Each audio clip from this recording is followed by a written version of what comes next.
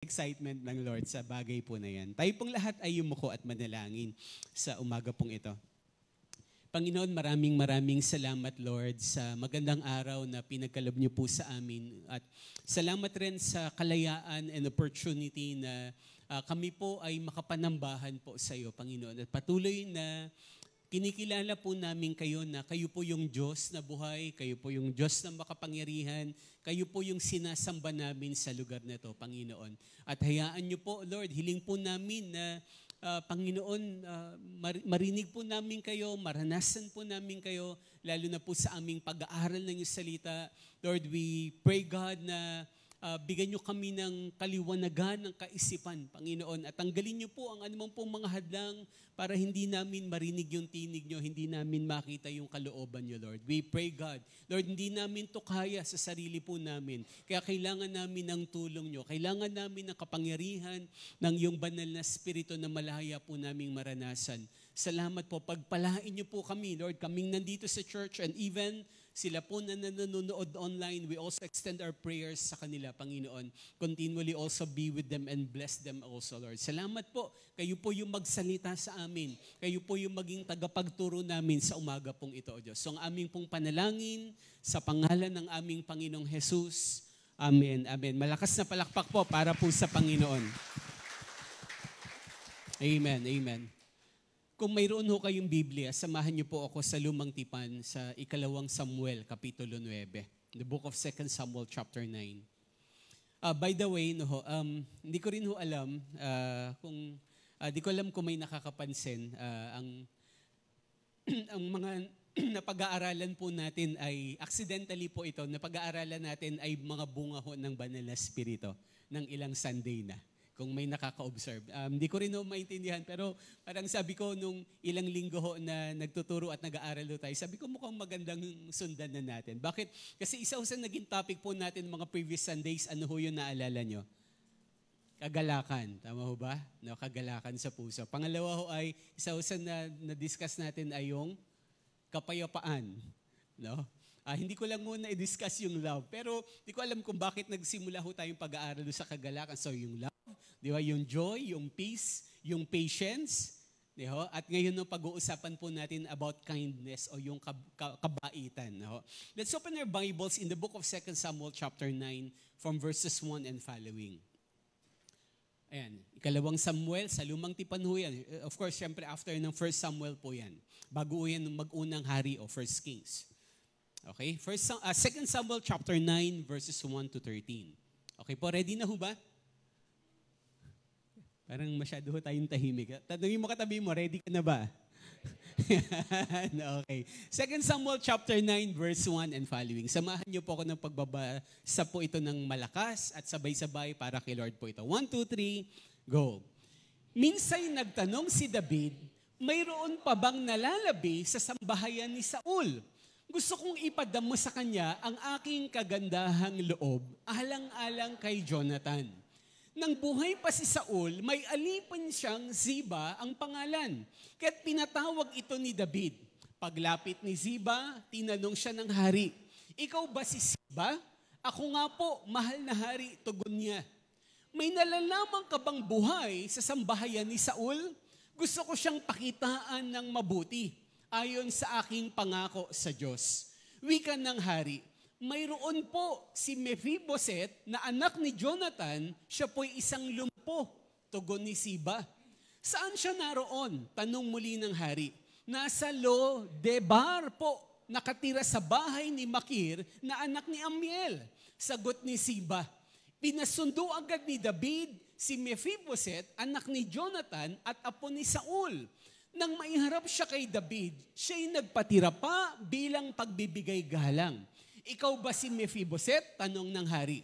"Ako nga po, mahal na hari," sagot naman ito. Sinabi ni David, "Huwag kang matakot. Gagawin ko ang lahat ng magagawa ko para sa iyo, alang-alang kay Jonathan. Ibabalik ko sa iyo ang lahat ng lupain ng iyong lolong si Saul at laging nakahanda ang aking hapag para sa iyo." Nagpatira pang muli si Mephiboset at sinabi niya, "Sino po ako para pag-ukulan ng pansin? Ako'y walang silbi." Tinawag ni David si Ziba at sa harapan niya'y sinabi, ibibigay ko sa apo ni Saul ang lahat ng ari-arian niya at ng kanyang sambahayan. Kayo ng iyong mga anak at mga alipin ang magbubungkal ng kanyang lupain. Aalagaan ninyong mabuti upang mag-ani ng sagana at magkaroon ng sapat na pagkain ang sambahayan ng iyong Panginoon. Ngunit si Mephibosheth ay sa akin sasalo ng pagkain. Ang mga anak ni Ziba ay 15 at 20 ang kanyang mga alipin. Sumagot si Ziba, masusunod pong lahat ang utos ninyo, kamahalan. At mula nooy kasalo na ni David si Mephibosheth, parang tunay na anak niya. Si Mephibosheth ay may bata pang anak na lalaki na ang pangalay Mika. Mula nga noon, ang buong sambahayan ni Ziba ay naglingkod kay Mephibosheth. Kaya't si Mephibosheth na pilay ang parehong paa ay nanirahan sa Jerusalem at kasalo ng hari sa pagkain. Ayan, pagpalain po ng Diyos ang pagkabasa po ng kanyang mga salita. Ang title po ng pag-uusapan po natin ngayon ay may kinalaman nga ho sa kabutihan. Oo, yung kindness sa Ingles. No? Isa po ito sa bunga ho ng Banal na Espiritu. No? Isa ho sa siyam na bunga ng Banal na Espiritu. Ang pag-uusapan po natin ngayon ay pinamagatan ho nating pagpapakita ng kabaitan. Sabihin nga natin pagpapakita. Sabihin natin ng kabaitan. Tingnan mo ngayon katabi mo, mukha bang mabait? Mukha bang mabait? Pagkatulog, kaya sabihin mo, huwag ka matutulog. Okay, no. Alam nyo, makinigong mabuti. Alam nyo, palagi ho nating pinapaalala po sa church, ang kaligtasan ay wala pong kinalaman sa kabutihan. Ulitin ko, wala hong kinalaman sa paggawa ng mabuti ang pagpunta ho natin ng langit. Kasi very clear in Ephesians 2:8 and 9, dahil lang ho sa kagandahan ng loob ng Diyos at biyaya ng Diyos, ito ho'y regalo. Ang pagpunta po ng langit ay regalo lang. Hindi ho yan pwedeng bayaran ng paggawa ng mabuti. Wala hong bilang na kabutihan gawa no, ang magdadala ho sa atin sa langit. It's only by grace alone. Sabi, in Christ alone, through faith alone. No, yun po yung kagandahang loob ng Diyos, yung pagpunta ho ng tao sa langit. Pero ho, alam nyo, pakinggan nyo mabuti. No, hindi ho ibig sabihin, hindi na tayo dapat magpakabait o magpakabuti. Bakit? Kasi ang bunga ng kaligtasan, ang bunga ng pananampalataya ay kabaitan, kabutihan. No, isa hong patunay, listen carefully, ang patunay na ang isang tao po'y tumanggap kay Lord, nagbabago ang buhay. Nagiging mabait.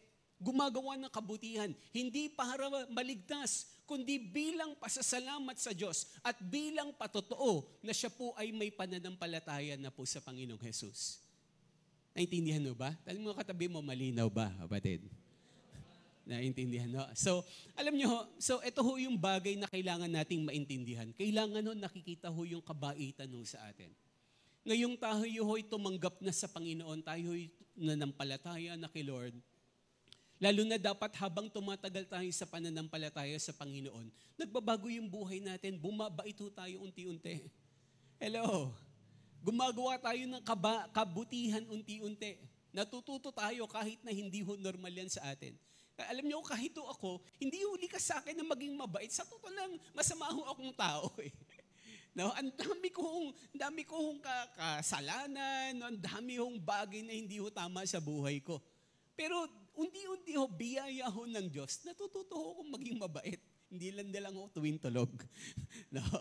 Na unti-unti. Kasi yan ho yung katibayan, yan ho yung kapangyarihan ng Banal na Espiritu na tinanggap po sa atin. Kaya nga po, yan po ay bunga ng Banal na Espiritu. Yung love, yung joy, yung peace, yung patience, yung kindness.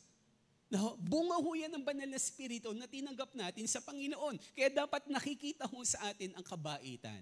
Kaya tingnan muli yung katabi mo. Sabihin mo, nakikita ba sa iyo ang kabaitan? Ayaw na magsalita.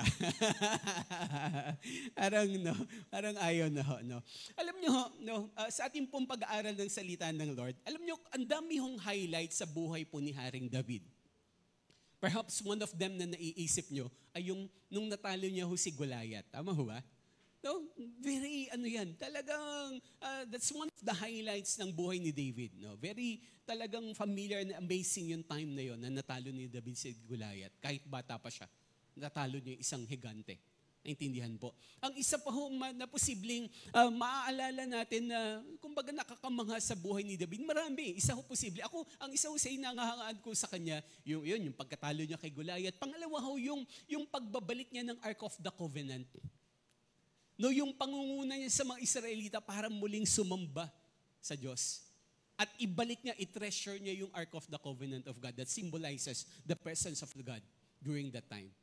Pero alam niyo ho, ang isa ho, para sa akin, no, opinion ko ito, isa ho sa totoo lang na hindi ho bababa, kundi papantay ho sa highlight ng natalo ni David, si Goliath, ay itong bagay ho na ito. Para sa akin ho ito. Bakit? Kasi alam nyo, yung context ho na kapag binalikan yung 2 Samuel chapter 7, nagsabi ng Bible, naging panatag na yung pamamahala ni David. Bakit? Kasi ang dami niya nang natalo, ang dami niya natalong kaharian. At yung mga kaaway niya, ipagkasundo sa kanya na. At ang sabi ng Bible, dahil yun sa tulong ng Diyos sa kanya. Naintindihan mo ba? Kaya makikita niyo po yun. Bago mo yung mag-chapter 9, no, ang dami niyang labanan, pero pinahintulot ng Lord, matalo niya lahat ng kaaway niya, tapos naibalik niya yung Ark of the Covenant, at pinagpala siya ng Diyos. At ang sabi ng Bible, lumawak yung kaharian ni David. Alam niyo, ang isa sa nakakatakot po, kapag ang isang mananampalataya, puro blessing, nagkakaroon ho ng pagbabago ho ng pag-uugali. Tama ho ba? Nagkakaroon ng pagbabago ng pag-uugali. Kapag umuunlad sa buhay, yumayaman, nagkakapera, nagkakaposisyon, kung minsan nagbabago yung pag-uugali. Pero alam niyo si David, bagamat siya ho ay pinagpapala ng Diyos, makikita mo kung ano yung nasa kalooban niya, yung po yung kusang lumalabas. Talagang meron hong mabuting kalooban ho si David. Bakit? Kasi ho, even po na siya ho'y mayaman na, makapangyarihan na, panatag na po sa kanyang kaharian, sa kanyang palasyo, pero marunong pa rin ho siyang gumawa ng kabutihan. At yung context po nito, wag ko natin kakalimutan, di ho ba meron pong best friend si David At yun po si Jonathan. Nasabi nga ng Bible, ang turingin nila sa isa't isa ay parang tunay na magkapatid. Kaya po si Jonathan po ay anak po ni Haring Saul na supposed to be, siya yung next na magiging king. Tama ho ba? Siya yung susunod na hari after ni King Saul. Pero nung time na yon, di ba nainggit si Saul kay David at gusto niyang patayin talaga. Si David na nakukuha ho ba? Pero si Jonathan na kaibigan niya, very close sila, talagang pinagtatanggol niya. Pinapatakas niya po si David. Kaya po ang sabi ho, nagkaroon sila ng kasunduang magkaibigan. Sabi niya, sabi ho nila, kahit na maging hari ka na, sabi ni Jonathan, wag mo akong kakalimutan. Wag mo akong kakalimutan kasi ako susuportahan kita. Sabi niya, kumbaga tayo ay walang makakapaghiwalay sa atin. Sabi niya siguro BFF tayo. Best friend forever tayo. At nakipagkasundo si David po kay Jonathan na gano'n. Kaya po si Jonathan, sabi ho ng Bible, binigay niya yung kanyang kasuotan, yung kanyang espada, yung kanya pong mga kagamitan bilang prinsipe, binigay niya po kay David. Hindi pa ho hari si David noon. Kaya ho nagkaroon sila na kasunduan, sige, tayo magtutulungan sa isa't isa. Magmamahalan tayo sa isa't isa. At to cut the long story short, namatay po si Saul, namatay po si Jonathan at ang mga anak po ni Haring Saul. At that time, doon po inangat ng Lord si David. Siya po yung naging hari po ng Israel. At namatay po yung best friend niyang si Jonathan. So ito ho yung context po nun. At nung chapter 9, verse 1, sabi mo, balikan po natin po yung verse 1 po ng chapter 9. Andiyan ho, samahan niyo ako sa pagbabasa ho ng malakas. 1, 2, 3, go. Minsan nagtanong si David, mayroon pa bang nalalabi sa sambahayan ni Saul? Gusto kong ipadama sa kanya ang aking kagandahang loob, alang-alang kay Jonathan. Ayan. Alam niyo, sa totoo lang, yung sambahayan, si Saul ho ay mahigpit niya kong kaaway. Ilang beses ho siyang pinagbantaan po ni Saul. Tama ho ba? Talagang sabi ng Bible, di ba sinisibat ni Saul pagka nawawala sa katinuan si Saul, sinisibat niya si David eh. Di ba? Si David tumutugtog lang naman ng harp. Di ba? Tinutugtugan pa siya, sinisibat niya pa.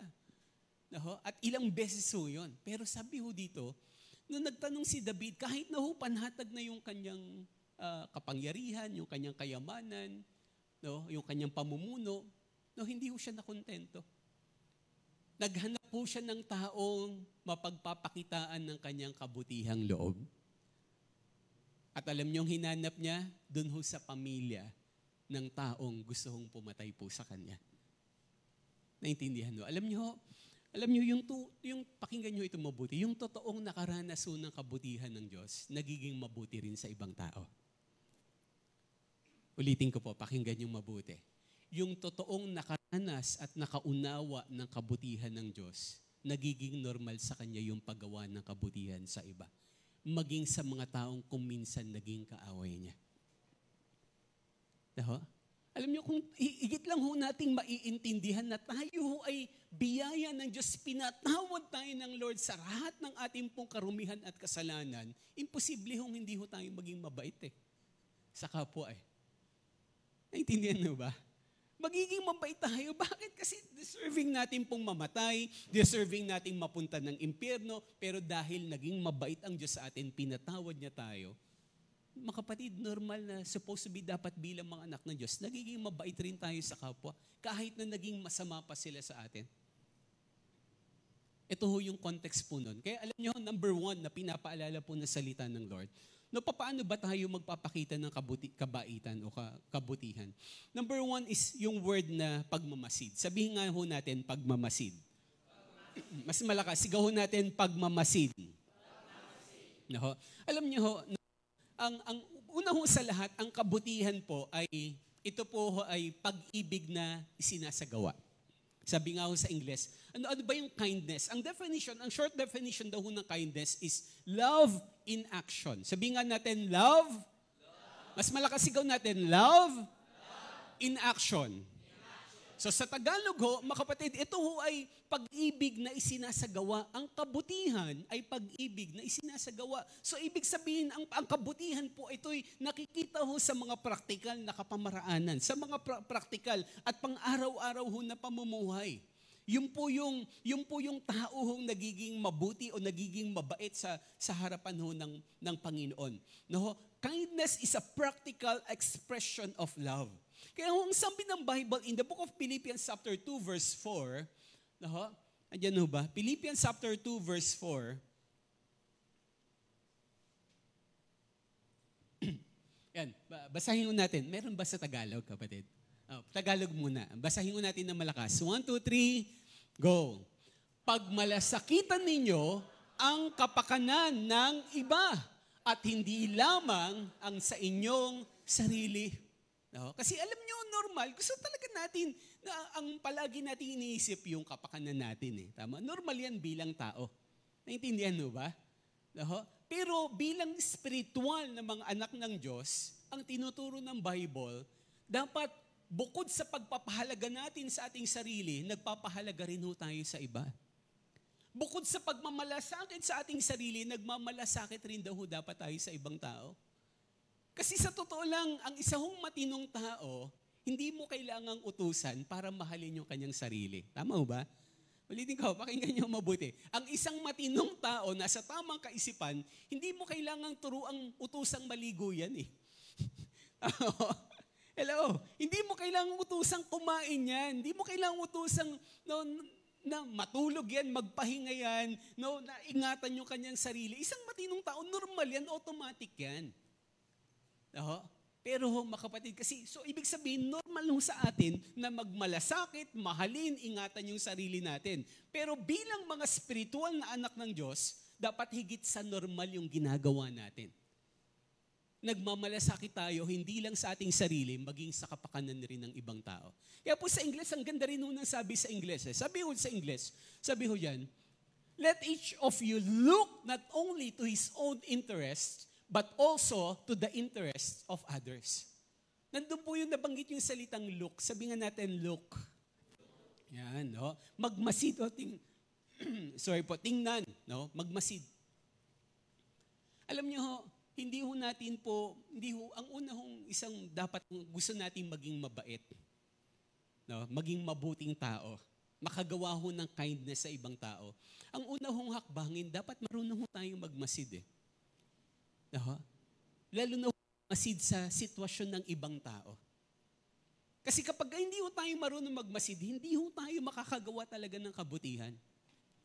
At kaya ho, alam nyo, pakinggan nyo mabuti. Bakit ho hindi ho tayo nakakagawa ng kabutihan? May dalawang hadlang. May dalawang hadlang. No? Bakit hindi ho tayo nakakagawa ng kabutihan? Kasi, alam nyo, sa totoo lang, araw-araw ho ng buhay ho natin, marami hong taong sugatan na nangangailangan ho ng tulong ho natin.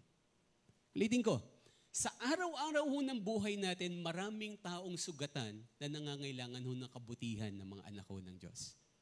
Sa totoo lang. No, kahit posible katabi mo eh. Hindi mo alam kasi normal ho sa atin may mga secret wounds ho tayo. Hello? May mga sikreto ho tayong mga pinagdaraanan sa buhay, mga pagdurusa, mga problema. Sa totoo lang, minsan kinikimkim natin. At kadalasan, sa totoo lang, yan po yung hadlang. Bakit hindi ho na tayo nagagawa ng kabutihan? Bakit? No, kasi ho, meron hong pagtatago. Hello? Meron hong pagtatago eh. No, hindi ho natin makita po yung pangangailangan kasi sometimes kino-cover up siya, tinatago siya. No? Nasusundan ho ba? Sasakay ka ng jeep, hindi mo alam. Kaya pala masungit yung katabi mo kasi no, yan pala ay nawala ng trabaho, no, nalugi sa negosyo. No, naintindihan ho ba? No, meron mga hidden wounds. No? Meron po na, kaya ho, sa totoo lang, sila ho yung nangangailangan na kabutihan. Pangalawang hadlang, no, yung una ho yung pagtatago ng mga tao eh. No, hindi mo nga alam, baka pati yung katabi mo, meron rin hong mga secret wounds yan, mga hidden wounds yan eh. Sa to lang tinatago niya lang. Pero deep inside, no, pagod na siya, hirap na siya, gusto niya na sumuko, na sa totoo lang nangangailangan rin sila ng kabutihan na galing po sa iyo bilang mga anak ko ng Diyos. Naintindihan mo ba? Pangalawang hadlang, bukod sa pagtatago, pagmamadali. Pagmamadali. Sa totoo lang, lahat tayo, normal, palagi tayong parabang palagi nagmamadali. Kaya sa ating pagmamadali, di ba, marami hong, di ba, yung nakakalimutan tayo, marami tayong hindi napapansin. Hello? No, hindi natin napapansin. Imagine niyo, di ba kapag sumakay ka ng eroplano, di ba, hindi mo na mapansin yung nasa ilalim kasi bukod sa sobrang taas, sobrang bilis ng eroplano eh. Tama ho ba? No? Ano pa ho yung mga mabibilis, di ba? Yung mga train, no? Lalo na yung bullet train, di ba? Sa sobrang bilis, para bang halos yung mga halaman eh, parang akala mo na chop suey na lang eh. Tama ho ba? No, even ikaw eh, di ba? For example, pansinin mo, no? Dahil ikaw palagi ayaw mo na naglalakad, palagi ka nakasakyan, nakamotor, nakarakal, di ba? Uy, nung biglang isang araw naglakad ka, may bago na pala kaming kapitbahay. Di ba may bago na palang business dito? Bakit? Kasi sa kadalasan natin ng pagmamadali, hindi natin napapansin yung mga specific details sometimes sa paligid natin. And even physical sa pagmamadali natin, hindi ho natin nakikita yung pangangailangan ng ibang tao. Ang madalas lang ho natin nakikita yung pangangailangan ho natin. Kaya po hindi ho tayo nakakagawa ng kabutihan sa kapwa. Naintindihan ho ba? Tanong mo katabi mo, kamusta ka na, batid? No? Sabi mo sa kanya, may problema ka, nandito lang ako ha. Sabi mo sa kanya, wag lang pera. Baka magkautangan pa tayo dito. No, pero alam nyo, wala akong biro, alam nyo, isa ho sa bagay, gusto ho natin maging mabait ho tayong tao, makagawa ho tayo ng kabutihan sa kapwa, na dapat ho natin nagagawa. Kailangan marunong ho tayong magmasid eh. Kaya katulad doon ni going back kay David, sabi niya, meron pa ba? Sabi niya, na supposed to be, okay na siya eh. Tamo, masaya na yung buhay niya, maayos na yung buhay niya, makapangyarihan na siya eh, mapayapa na siya eh. Pero sabi niya, meron pa ba na natitira sa lahi ni Saul para magawan ko ng kabutihan? Naintindihan mo ba? Marunong mo siya magmasid. No, meron ho siyang discernment. Kaya ho, alam nyo, no, kaya ho, ang sabi ho, tama ho yung sabi ho ng Bible. In the book of Proverbs chapter 11 verse 17, basahin natin yung salita ho ng Diyos. Sabi ho dyan, No, ito ho yung bunga ho ng kabaitan. Ha? Kaya dapat ho maging mabait talaga tayo. Okay, Proverbs 11 verse 17. Basahin natin ng malakas. 1, 2, 3, go. Ang taong mabait ay nag-iimpok ng kabutihan, ngunit winawasak ng marahas ang sarili niyang buhay. Yan. Ay, sabihin mo sa katabi mo, kapatid, huwag kang matakot maging mabait. Di ba? Kasi alam nyo, di ba? Alam nyo, isa pa usad lang bakit hindi tayo naging mabait. Sa totoo lang, kasi yung maging mabait, isa ho siyang risk. Sa totoo lang risk. Alam mo ba? Noong natatakot tayong maabuso ko minsan, ako, baka naman abusuhin ito yung kabaitan ko. Kaya kapag ganyan na, wala na. Talagang nahadlangan ka na. Kung palagi ka natatakot na abusuhin ka, wala na. Hindi ka na makakagawa ng kabaitan. Kasi isipin mo palagi, baka abusuhin ako to. Baka pagsamantalahan ako nito. No? Baka utang-utangan ako nito palagi. Wala na. Nalilimutan mo nang maging mabait sa totoo lang. Kapag ganyan yung mentality mo. No? Sa totoo lang, risk kong maging mabait. Kasi imagine nyo lang, what if kung naging mabait lang ang Diyos sa atin dahil mabait tayo? Wala na, kawawa tayong pinakakawawang tao. Kaya wag ho kayo matatakot ng maging gumawa ng mabuti sa kapwa. Wag na wag. No, kaya ang sabi ng Bible, ang taong mabait nag-iimpok ng kabutihan. Pag-iimpok yan. Investment po yung pagiging mabait. Paggawa ng kabutihan. Yung pagtulong sa kapwa, investment yan, sa totoo lang. Pero yung taong marahas, sarili niyang buhay yung sinisira niya, winawasak niya. Naintindihan ho? Yun yung sabi ho yan ng salita ng Diyos. Hindi ho akong nagsasabi ho niya. Kaya si David, makita mo yung blessing ng Lord sa kanya. Kasi kahit pamilya na kaaway niya, ginagawa niya ng kabutihan eh. Hindi siya natatakot na gawa ng kabutihan. No? Hindi siya natatakot. No? Kaya ho, isa hong bagay yan na kailangan ho natin. Matutuho tayong magmasid. Matutuho nating tingnan yung pangangailangan rin ng iba. Wag lang yung pangangailangan ho natin. No? Pangalawa na tinuturo ho ng salita ng Lord dito. Let's go back muna nga po, verse 1 hanggang ng 2 Samuel chapter 9. So sabihin yan, minsan nagtanong si David, mayroon pa bang nalalabi sa sambahayan ni Saul? Gusto kong ipadama sa kanya ang aking kagandahang loob, alang-alang kay Jonathan. No, alam niyo, sa totoo lang, ganda ng passage yun to. May mga tao nagiging mabait sa'yo. Bakit? Kasi may mga tao na posibleng nag-invest para sa'yo, na inaani mo.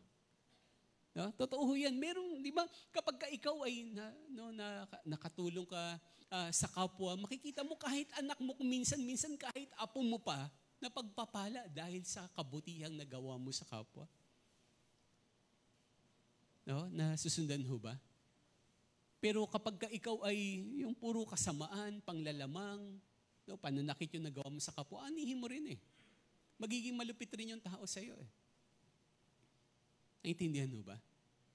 No po? So, next verse, sabi ho, verse 2, well, nang buhay pa si Saul, may alipin siyang Ziba ang pangalan, kaya pinatawag ito ni David. No? Paglapit ni Ziba, tinanong siya ng hari, ikaw ba Ziba? Ako nga po, mahal na hari, tugon niya. Then verse 3, may nalalaman ka bang buhay sa sambahayan ni Saul? Gusto ko siyang pakitaan ng mabuti. Una, kagandahang loob lang ni David. Pero sabi niya dito, ayon sa aking pangako sa Diyos. Kasama na ho yung Diyos ho dito. Makikita ho natin, talagang, alam niyo ho, sa sarili natin, hindi ho sapat. Pero sa tulong ho ng Diyos, magagawa ho natin po ito. Kaya sabi niya ho, daw, wika ng hari, mayroon po si Mephibosheth na anak ni Jonathan. Siya po isang lumpo, tugon ni Ziba. No, yung kwento ho nito, di ba nung may digmaan, no, bakit ba nalumpo si Mephibosheth? May digmaan eh. Yung yaya ni Mephibosheth, no, accidentally, nabitawan siya. No? Gusto siyang iligtas, supposed to be, si Mephibosheth nung yaya niya. Pero pag mamadali sa pagtakbo, kasi may gera, nabitawan siya. Ang sabi ng Bible, nalaglag si Mephibosheth. At simula ho nun, dalampo na ho si Mephibosheth. Hindi na ho siya makalakad. 2 paa niya ho yung lumpo. So imagine mo yung hirap na dinanas po nitong tao na to. No? Ngayon, di ba, kahit lumpo ka okay lang. Marami yung kapamaraan. May wheelchair, may electric wheelchair pa. Di ba, ang daming kapamaraan. Dati kapag kalumpo ka, talagang parang very hopeless ka na. Wala nang pag-asa. No, kaya hong tingin ni Mephibosheth sa sarili niya, wala akong silbi. No, wala akong silbi, pero hindi ho ganun yung ginawa ho ni David sa kanya. Hindi ho pinadama ni David. Kaya ho, the next point, no, let's continue reading po. Verse 4, sabi ho ng Bible, balikan natin, verse 4 po. Ayan. Saan siya naroon? Tanong muli ng hari. Nasa Lo-debar po, nakatira sa bahay ni Makir, na anak ni Amiel. Sobrang kawawa si Mephibosheth. Bakit? Kasi sabi, wala siyang sariling bahay. Bukod sa lumpo pa siya, nakikitira siya. Sabi, nakatira sa bahay ni Makir, na anak ni Amiel. Wala siya. Ibig sabihin, wala siya sarili niyang bahay. Nakikitira lang siya. So, lumpo na to, mahirap pa to, wala pang sariling bahay. Naintindihan, no? Yun yung sitwasyon, sagot ni Siba. Verse 5, ipinasundo agad ni David. Next verse po. Si Mephibosheth, anak ni Jonathan at apo ni Saul. Nang maiharap siya kay David, siya ay nagpatira pa bilang pagbibigay galang. Ikaw ba si Mephibosheth? Tanong ng hari. Ako nga po, mahal na hari. Sagot naman nito. Verse 7. Sinabi ni David, samahan niyo po ako sa pagbabasa po. Verse 7, sabay-sabay. 1, 2, 3, go. Sinabi ni David, huwag kang matakot. Gagawin ko ang lahat ng magagawa ko para sa iyo. Alang-alang kay Jonathan, ibabalik ko sa iyo ang lahat ng lupain ng iyong lolong si Saul at laging nakahanda ang aking hapag para sa iyo. Pangalawa pong hakbang sa pagpapakita ho ng kabutihan. Una, matuto ho tayong magmasid. Pangalawa ho ay yung salita ho na sa ating pong pagsasalita. Sabi nga natin, pagsasalita. No? Alam niyo, minsan hindi mo naman kailangan nung palaging pera para gumawa ng mabuti. Nakukuha ho ba? Sa paraan pa lang ng pagsasalita, pwede na ho tayo maging mabuting tao, makagawa ng kabutihan ho sa kapwa. No? Alam niyo, di ba, going back dun sa verse 7, sabi ni David, di ba? So, si Mephibosheth, para bang wala na, ang baba na ng pagtingin niya sa sarili niya. Para sabi niya, wala siyang silbi. No? Wala siyang kwentang tao. Mahirap siya, lumpo siya. Hindi siya mayaman. Naintindihan mo ba? At wala siya magiging silbi sa kaharian. No, pero si David, sabi niya, wag kang ganyan. Sabi niya, wag kang matakot. No, kinomfort niya, nagbigay siya ng mga salita na posibleng magpapalakas ng kalooban po ni Mephibosheth. Kaya alam niyo, kung minsan yung paggawa ho ng kabutihan, ulitin ko, hindi naman palaging pera. Minsan yung simpleng tapik. Minsan yung salitang simple ho na words of encouragement na magpapalakas ng kalooban ho ng katabi mo, ng tao sa paligid mo, sapat ho yun para sa ating mong paggawa ho ng kabutihan. Kaya ho, alam niyo, tama ho yung sabi ng Bible, in the book of Proverbs chapter 15 verse 4, Proverbs chapter 15 verse 4, napakaganda ho ng paalala ho ng salita ho ng Diyos para po sa atin. Sabi ho dyan ng Bible, ang magiliw na salita ay nagpapasigla sa buhay. Samahan niyo akong pagbabasa na malakas. Nasabay-sabay ho tayo. 1, 2, 3, go. Ang magiliw na salita ay nagpapasigla sa buhay. Ngunit ang matalas na pangungusap ay may masakit sa kalooban. Alam nyo, ang hirap po na may kasama ho, di ba, na alam mo yung matalim magsalita. Ang hirap po. Ang hirap.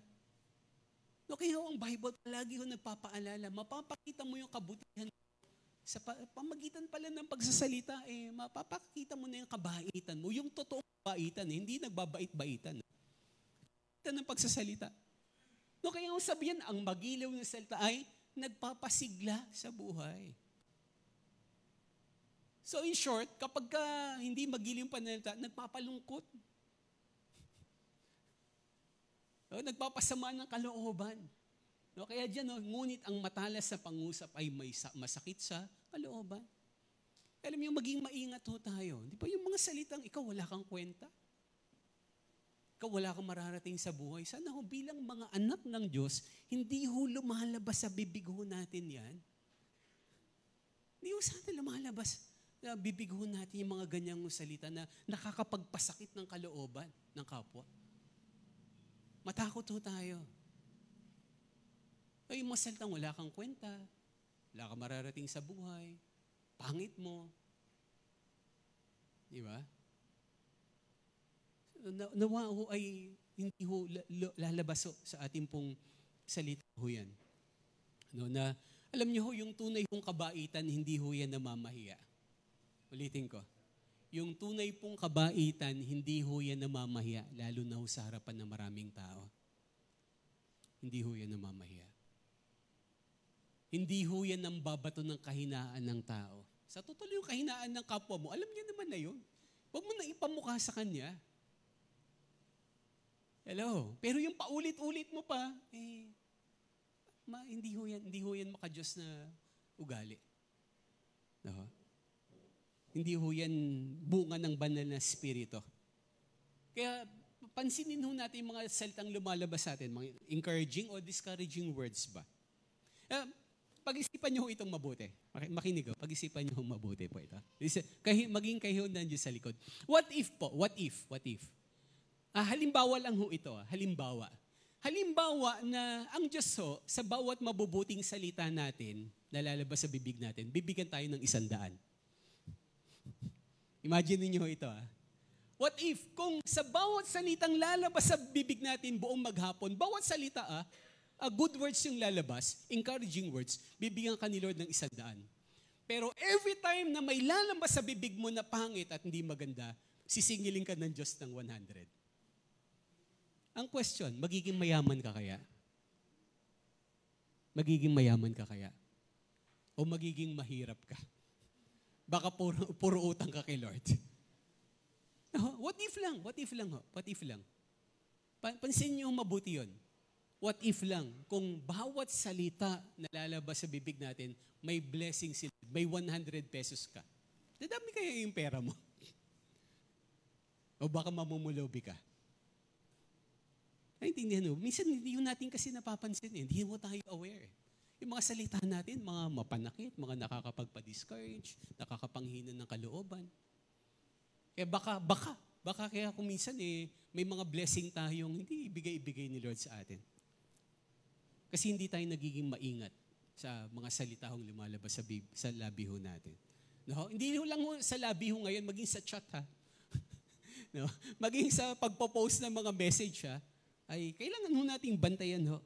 Kaya ho, tama ho yung Bible. Sabi ho in the book of Proverbs chapter 18 verse 21. Sabi ho, di ba? Ang buhay at kamatayan ay sa dila nakasalalay. Hello. Basahin nga ho natin na malakas po. Sabay-sabay. Para kay Lord po ito. 1, 2, 3, go. Ang buhay at kamatayan ay sa dila nakasalalay. Makikinabang ng bunga nito, ang dito ay nagmamahal. Alam niyo kung minsan, ang dapat hong mauna hong mabautismohan at maborn again sa mga anak ng Diyos, yung mga dila. Sa totoo lang No, kasi tama yung Bible, di ba? Yung mga hayop na papasunod. Di ba yung aso? Di ba yung unggoy? Kahit mga isda na papasunod.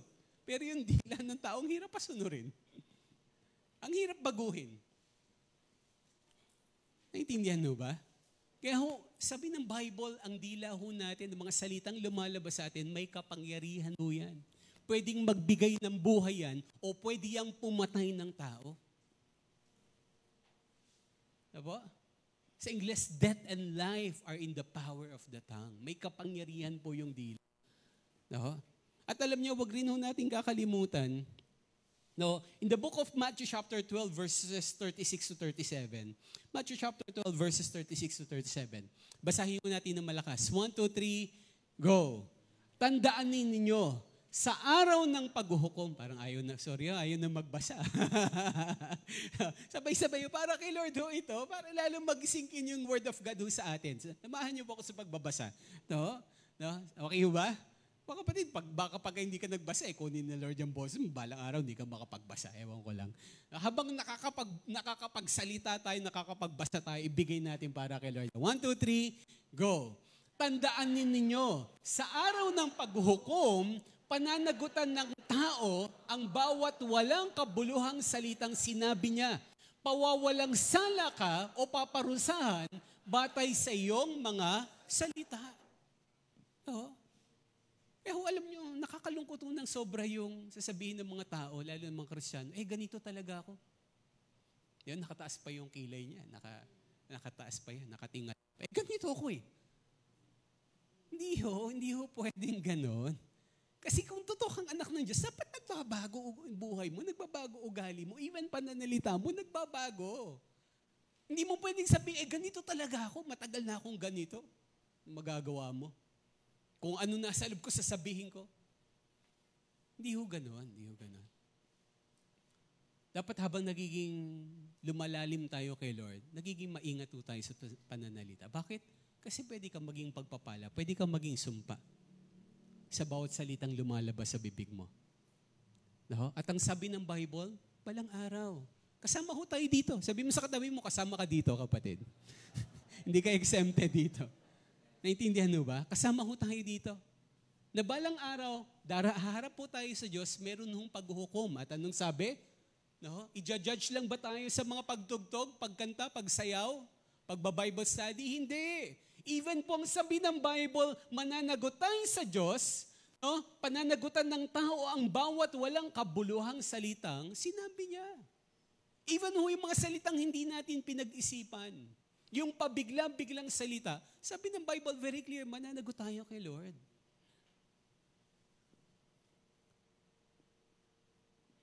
Mananagutan ho tayo sa Diyos. Kaya gusto ho natin maging mabait. Minsan hindi mo kailangan gumasos. Kahit sa pananalita, pwede ka na maging mabait. Pwede ka na maging mabuting tao. Katulad ho ni David, di ba? Sabi niya, huwag kang matakot. In-encourage niya by words. Di niya pa binibless si Mephibosheth. In-encourage niya lang, kinomfort niya lang. Naintindihan ho ba? So yan ho yung bagay na pagpapakita ng kabaitan. Una, pagmamasid. Pangalawa ho ay yung sa ating pong pagsasalita. Pangatlo ho ay sa ating pong pagtugon o sa ating pong paggawa.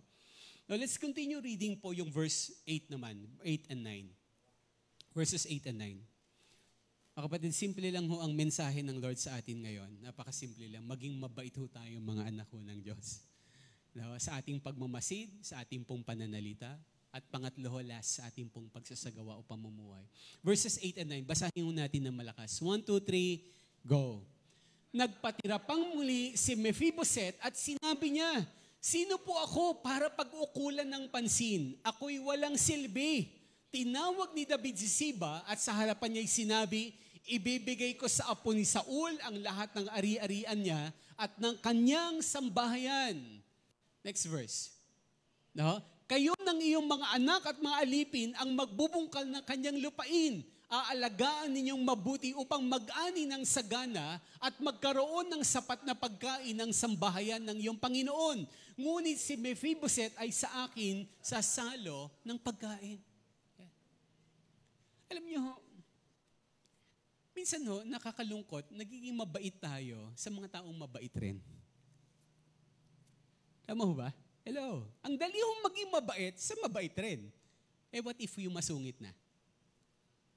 What if yung gumagawa na ng nasasaktan tayo paminsan-minsan? What if yung hindi niya ginagawa yung gusto mo? Magiging mabait ka pa rin ba? Ang daling mabait eh. Maging mabait eh. Lalo na ang daling maging mabait, kapag kayong gagawa mo ng kabaitan at kabutihan, matutulungan ka. Tama mo ba? Yung makakatulong sa iyo sa paghahanap ng trabaho, ibe-bless ka. Tama mo ba? Pamamanahan ka ng lupa. Ang daling maging mabait. Tama mo ba? Pero dito yung halimbawa ng kabaitan, si Mephibosheth, anong may babalik ni Mephibosheth sa kanya? Wala. Tingnan ni Mephibosheth, wala siyang silbi. Tama mo ba? Pero si David, pinakita niya pa rin ng kabaitan. No? Kahit hindi ho kayang suklian ni Mephibosheth yung kabaitan niya. Alam niyo bakit to? Kasi nakikita ho ni Lord ang bawat kabaitan at kabutihan na ginagawa ho natin sa kapwa. Kaya tama yung sabi ng Bible, di ba? Gawin mo yan sa mga pinakamaliliit na tao. Ano sabi ni Lord? Kanino daw natin ginagawa? Sa Kanya ho natin ginagawa. Lalo na sa mga pagkakataong hindi ka kayang suklian ng mga taong gagawa mo na kabutihan, si Lord ang magbabalik sa'yo. No? Kaya masigit nating gumawa tayo ng kabaitan sa mga tao, kabutihan sa mga taong hindi kayang suklian yung kabutihan natin. Naintindihan ho ba? Huwag ho tayong mamimili ng pagpapakitaan ng kabaitan at kabutihan. Kasi dyan natin napapatunayan mga anak tayo ng Diyos. At dyan higit pong ibabalik ni Lord yung kabaitan at kabutihan na yan. Alam mo, medyo naging, for the last few weeks, medyo nabalikan ko yung ibang mga buhay po ni Abraham Lincoln. Kaya from time to time, nababanggit ko siya dito. Isang pangyayari ho sa kanya, talagang, alam nyo, likas ho kay Abraham Lincoln daw talaga yung kabutihan ng kalooban eh. Kaya alam nyo, nung time ng Civil War daw sa Amerika, marami hong sundalong naging sugatan. Talagang nasugatan. Kaya from time to time, kahit na sobrang busy daw ni Abraham Lincoln, ang gagawin niya, para lang i-express yung kanyang kindness sa mga soldier nila, pupunta ho siya ng ospital. No? At maglilipot ho siya doon at kakamustahin niya personal yung mga sundalo hong sugatan. Naputulan ng paan, ng kamay, no? Mga may sakit. No? At one time, meron daw isang sundalo ho doon na linapitan si Abraham Lincoln at sabi niya, paano kita matutulungan?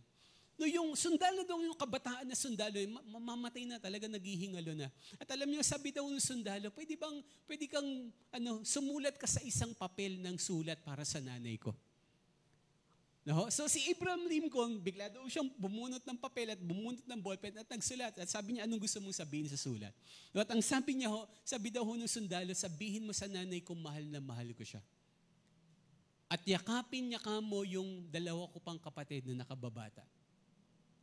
No, so si Abraham Lincoln, ginawa niya, sumulat sa nanay, sinabi yung mensahe, at pumirma. At ang sinulat niya doon sa note, no, sulat ni Abraham Lincoln para sa iyong anak, galing sa iyong anak. Nung nakita daw nung sundalo, nagulat siya, uy, yung presidente pala to.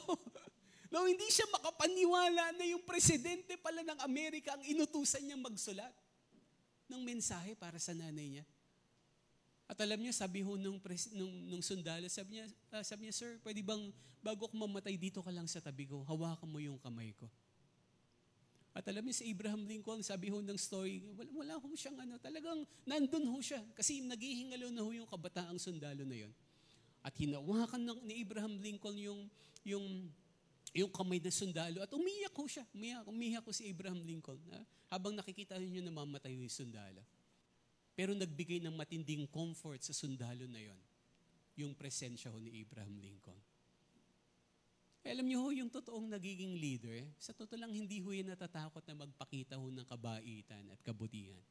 Even hindi ho yan natatakot na mag-express ng emotion sa kapwa. Naintindihan ho ba? Kaya alam niyo, ang isa hong mark ng spiritual maturity, nagiging mabait ho tayo. Kaya ho, sabi ho na 2 Timothy, ano sabi ho ni Pablo kay Timoteo? 2 Timothy chapter 2 verse 24. 2 Timothy chapter 2 verse 24. Basahin natin ng malakas. No, ito very specific ko ito No? Very specific. Napakagandang paalala ho ng salita ng Diyos. 1, 2, 3, go. Ang lingkod ng Panginoon ay hindi dapat makipag-away. Sa halip ay dapat siyang maging mabait sa lahat. Mahusay magturo at matyaga. No? Sa totoo lang, hinuhuli nga ho doon yung mahusay magturo. No? At sabi niyan, ang lingkod ng Panginoon. Sabi mo sa katabi mo, kasama ka dito, kapatid. No? Lingkod ka rin ni Lord. No? Alam niyo, yung mga bago pang mananampalataya, maintindihan mo pa Yung mga bagong mananampalataya, yung kaka-born again pa lang, maintindihan mo pa. Pero yung antagal na ho sa church, yung unti-unti na naglilingkod ginagamit, mga kapatid, no, pakiusap po. Manalangin ho tayo ng todo. No, sabi ko dyan, no, ang lingkod ng Panginoon hindi dapat makipag-away, hindi pala away. No, hindi yung palaging konting kibot, sugod agad yan. Nandidilat agad ng mata at parang lalamon agad. Di ba? Hindi ho. Ito ho yung mga lingkod ng Panginoon. Sabi, ang lingkod ng Panginoon, di dapat palaaway, makipag-away. Sa halip, dapat siyang maging, ayaw natin, maging mabait sa lahat. Hindi ho namimili. No, hindi ho namimili. Magiging mabait ka lang doon sa nagpapautang sa iyo. No? Sabi, ang Bible nagsabi, hindi ho ako. Wag ho kayong magalit sa akin. Wag niyo akong tingnan ng masama. Si Lord ho ang nagsasabi ho niyan. No? Mabait sa lahat. Kahit hindi ho sa kaibig-ibig. Kasama ho dyan yung mga kinaiinisan mo. Kasama ho dyan yung mga umaaway sa'yo. Sabi ho ng Bible, maging mabait ho tayo sa lahat. At para yan lalong-lalo na sa mga lingkod ng Panginoon. Requirement ho yan. No? Maging matyaga. No? Alam nyo, kailangan ho, kung gusto ho nating totoong maging katulad ho tayo ni Kristo, kailangan hong makita ho yung kabaitan ho sa atin. Wala hong kinalaman ho sa pagiging kawangis ni Kristo yung dami ng verse na memorize mo. Ulitin ko po makinig mo mabuti. Wala hong kinalaman sa pagiging kawangis ni Kristo yung dami ng verse na alam mo, memorize mo. O dami ng doktrina na kaya mong ipagtanggol at paglaban. O dami ng attendance mo sa church o Bible study, wala ho diyang kinalaman. Ang malaking kinalaman sa pagiging kawangis ni Kristo, yung nagiging kasimbait mo ang Panginoon. Nagiging mabait ka katulad ni Jesus. Lalo na ho sa kapwa ho natin. Naintindihan ho ba? Kaya ho, alam nyo, as we end, in the book of Galatians chapter 6, verses 7 to 10. Galatians chapter 6, verses 7 to 10. Sabi ho ng Bible, ang ganda rin hong paalala ho dito. Basahin ho natin ng malakas at sabay. Pwede bang tumayo na ho tayong lahat habang binabasa ho natin to. At again, let's ask also again the worship team na manabahan tayo bago ho tayo manalangin. Galatians chapter 6, verses 7 to 10. Basahin natin malakas at sabay-sabay. 1, 2, 3, go. Huwag ninyong linlangin ang inyong sarili. Hindi maaaring tuyain ang Diyos. Kung ano ang tinanim ng tao, iyon din ang kanyang aanihin. Ang nagtatanim para sa sarili niyang laman ay aani ng pagkabulok mula sa laman. Ngunit ang nagtatanim para sa spirito ay aani ng buhay na walang hanggan. Kaya't huwag tayong mapagod sa paggawa ng mabuti, sapagkat pagdating ng takdang panahon, tayo ay aani kung hindi tayo susuko. Verse 10, mas mahalaga rin po ito. Verse 10, 1, 2, 3, go. Kaya nga, basta may pagkakataon, ay gumawa tayo ng mabuti sa lahat ng tao. Lalo na sa mga kapatid sa atin sa pananampalataya. Napaka-familiar na passage. Gasgas na. Minsan nagagamit pa sa offering. Tama ho ba? No, pero napaka-clear po. Sabi ho ng Bible, wag tayong, alam niyo yung paggawa ho ng mabuti, talaga nakakapagod ho talaga. Pero it's a good reminder for us. Wag ho daw tayong mapagod sa paggawa ng kabutihan. No? Bakit? Kasi aanihin daw ho natin po ito. No? Susuklian ho ng Diyos ang bawat kabutihan na ginagawa ho natin. No? At ang sabi, pakibalik mo nga kapatid, please. Nakaka-amaze yung word of God na to. Kahit napakasimple, ang gandang reminder for all of us. Sabi ho dyan, kaya nga basta may pagkakataon, sinasamantala natin yung opportunity. Nasamantala natin yung opportunity. Basta may pagkakataon ay gumawa tayo ng mabuti sa lahat ng tao. Sa lahat ng tao. No? At lalo na sa mga kapatid natin sa pananampalataya. Lalo na sa kapatid mo sa Panginoon. No? Naintindihan mo ba? No? And ay for maging reminder po ito sa atin. Alam niyo, last na po, bago tayo mag-worship and mag-pray. Kung makalimutan yung testimony, meron na isang missionary po sa India na ang tagal niya nag-mission sa India, wala ko siyang ma-born again na ma-share ng gospel. Alam niyo, hanggang sa pagkakataon, nagkaroon siya ng TB, nahawaan siya, kasi talama ko yung TB during that time. Nahawaan siya ng TB, tuberculosis, yung missionary na to. At alam niyo, dahil missionary siya, wala siyang pera, nagpa-confine siya sa public na ospital sa India, na kung saan nandun yung mga mahihirap na tao. At alam niyo, nung una yung na-admit daw siya sa India, sa ospital sa India, ang ginawa niya, namigay siya ng tracts. Bigay siya ng tracts sa mga pasyente, sa mga bantay, sa mga nurses, sa mga doktor. Alam mo, inaabot niya palang, tinatanggihan na daw siya ng mga Indian. Andun. ayaw namin yan. Una, hindi siya maintindihan. May language barrier. Hindi ho siya maintindihan. Tinatanggihan ho siya. At alam niyo, lumala ho, ilang linggo ho siya doon, lumalala nangihina na ho siya, umitindi ho yung sakit niya. Tapos nagigising ho siya ng madaling araw. Gigising siya ng 2:00 sa madaling araw. At one time, nagising ho siya ng 2:00 sa madaling araw, meron daw hong sa ilang bed ho na halos katabi niya, meron nung sobrang tanda na may TB at ubo ng ubo. At nagigising ho sila, talagang nagigising siya. Tapos yung matanda na to, nung pinansin niya, nakahiga siya, pinansin niya, pinipilit hong tumayo nung matanda. Pero every time na pipiliting tumayo, bigla hong natutumba kasi nangihina at matanda na may sakit eh. Tapos yun ho pala, ang gagawin ng matanda, gusto hong pumunta na CR para dumumi. Alam niyo ho nangyari, dahil hindi ho makabangon yung matanda na yun, dumumi ho siya do sa higaan niya. Dumumi ho siya. At alam niyo yung nangyari nung umaga, grabe, nagpagising daw nila. Yung buong ward nila nangangamoy dumi.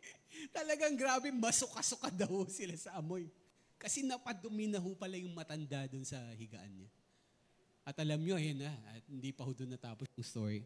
Dumating na ho yung nurse. Grabe ho, sabi ho nung testimony ng missionary, dumating na yung nurse. At alam niyo ho, no, galit na galit yung mga pasyente pa lang sa paligid niya, galit na sa kanya kasi nga ang bao, masuka-suka ho sila eh. At yung nurse na syempre no choice, siya yung maglilinis. Alam niya ho, sinampal niya daw ho yung matanda. Sinampal niya ho yung matanda.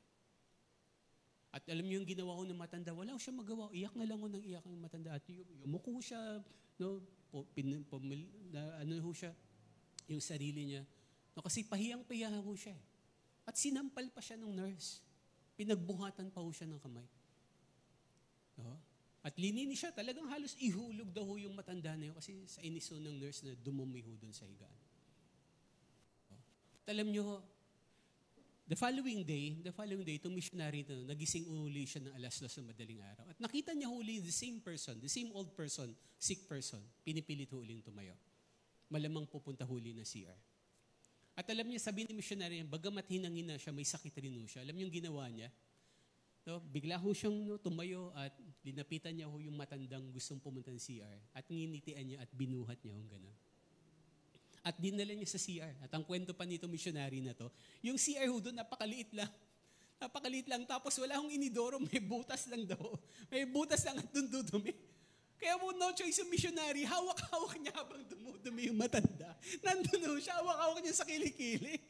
Hawak-hawak niya ho sa braso at nadudumudumi. At sabi niya, tapos ka na ba?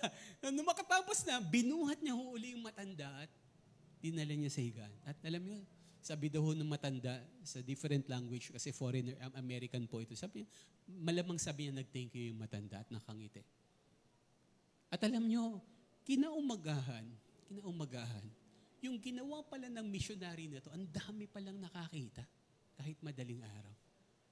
Kinaumagahan, alam niyo, ginawa ho, nagulat yung missionary na to na bigla ho may nag-abot sa kanya ng soup. Doon sa missionary na nagbuhat sa matanda, may nag-abot ng soup, no, na automatic may mga tao ho na pwede bang pahingi ng tracts na binibigay mo? Pwede bang pahingi ng Bible na pinamimigay mo dati? At ang sabi ho doon, halos yung buong pasyente doon, maging mga nurses at doktor, nagkaroon ho ng relasyon sa Lord. Nanampalataya ho sa Diyos. Bakit? Sabihin ng missionary, wala naman akong ibang ginawa. Binuhat ko lang yung matandang may sakit, dinala ko lang sa CR. Naintindihan mo ba? Anong point nito? Yung simple act of kindness, hindi mo kayang tawaran yung pwede maging effect nito sa loob ng bahay na kinagalawan mo. Sa totoo lang, malaking bagay ho kung paano ho tayo nagiging patotoo sa loob ng bahay natin, sa loob ng school natin, sa loob ng trabaho natin. Malaking bagay ho yan kung paano sila mapapalapit o mapapalayo sa Diyos. Naintindihan mo ba? Baka kung may mga taong ang tagal na natin pinagpe-pray, hindi natin madala-dala kay Lord. Baka sa totoo lang, kailangan ho natin silang pakitaan, hindi lang ng Word of God. Higit ho natin silang pakitaan ng kabutihang loob na nanggagaling ho sa Diyos. Naintindihan ho ba? Pwede bang palakpakan po natin yung Lord ngayon? Pwede bang, sige, palakpakan po natin ng malakas ang Panginoon sa kanyang salita. Hallelujah. Jesus. Sige, pwede bang laksan pa natin para kay Lord yan? Papurihan po muna natin yung Lord.